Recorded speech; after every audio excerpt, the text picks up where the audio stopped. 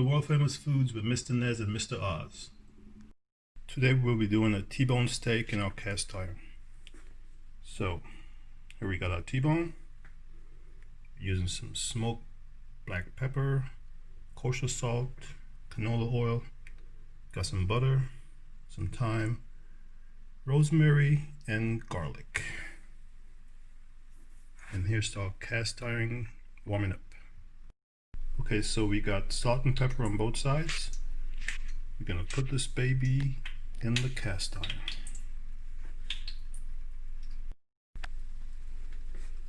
Here we go.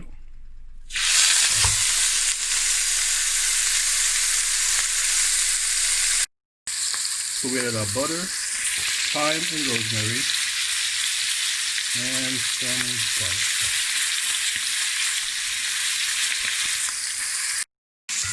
And now all we're going to do is just baste this butter, a nice beautiful mixture, baste our steak with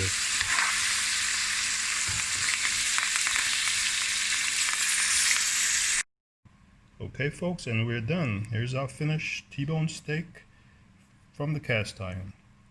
We just let it sit here for about 5 minutes before we cut into it. Enjoy World Famous Foods.